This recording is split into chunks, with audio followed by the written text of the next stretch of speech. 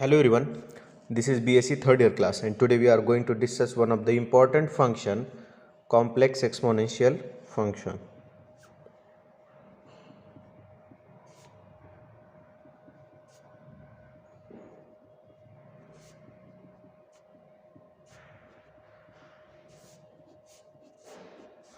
So the complex exponential function f of z can be denoted as e raised to z. It is also written as exp of z. Now we know that z is equal to x plus iy. Then f of z is equal to e raised to x plus iy. So this can be written as e raised to x into e raised to iy. So according to the De Moivre's theorem, e raised to x cos y plus I sin y. So if we multiply this addition function to e raised to x, then e raised to x cos y plus I e raised to x sin y. So this is the complex exponential function. Now this is the real part and this is the imaginary part of the complex exponential function. So we can write u of xy.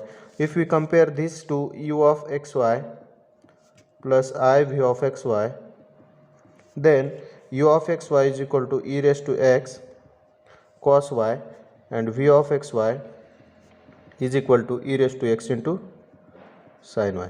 Now it is observed that this is the entire function, this is the entire function. Therefore complex exponential function is a sum of two entire functions. Therefore f of z is equal to e raised to z is the entire function.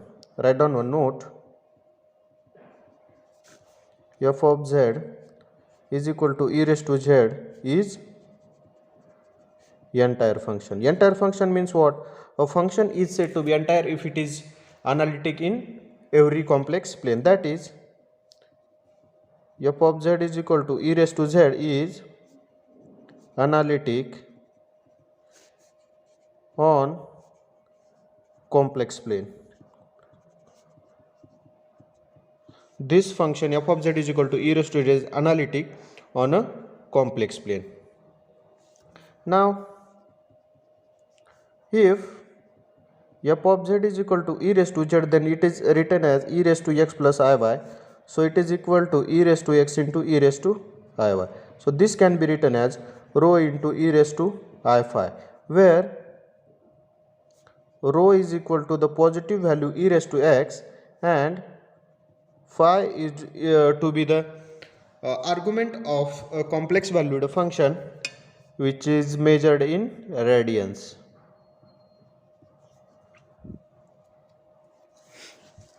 Then now f of z is equal to e raised to z. This can be written as e raised to z plus 2 pi I, because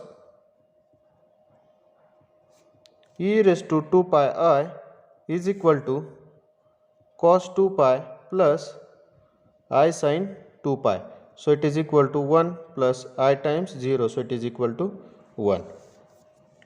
Therefore the period of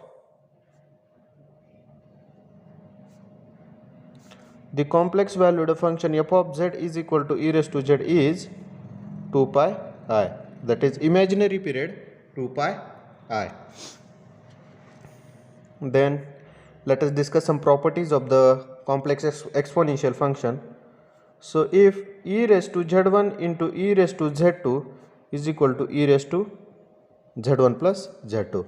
If z1 is equal to x1 plus iy1 and z2 is equal to x2 plus iy2, then e raised to x1 plus iy1 into e raised to x2 plus iy2. So this can be written as e raised to x1 into e raised to x2 into e raised to iy1 into e raised to iy2. So this can be written as e raised to x1 plus x2 and to e raised to I times y1 plus y2.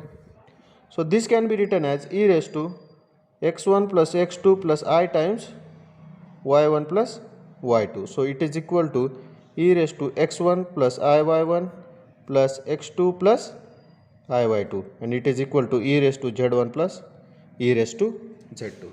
This is a law of exponent of complex valued function, complex valued exponential function. Let us discuss another properties. E raised to z1 divided by e raised to z2 is equal to e raised to z1 minus z2.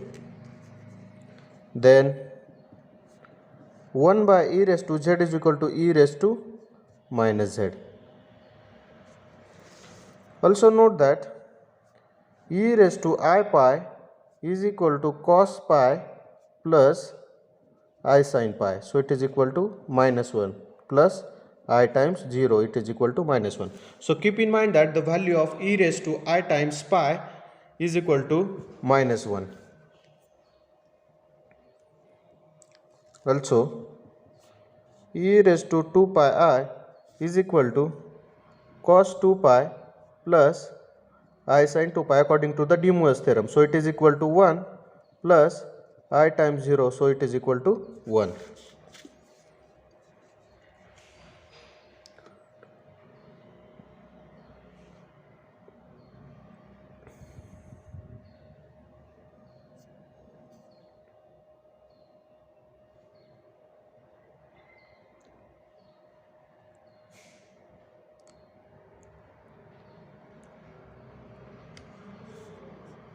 So today's lecture I am going to stop over here.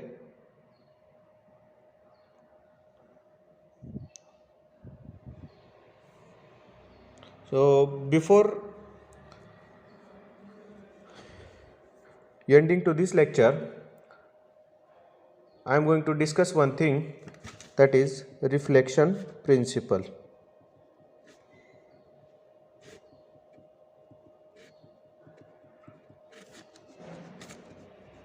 So there are some functions which satisfies the property is equal to f of z bar. That is the this is the property of reflection property.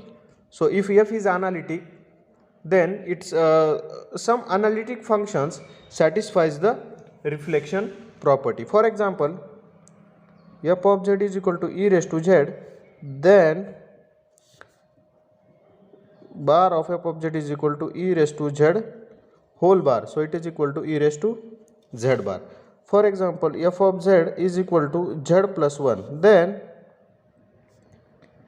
the bar of f of z is equal to, so z plus 1 is what? X plus iy plus 1, so this can be written as x plus 1 plus iy. So the bar of this is what?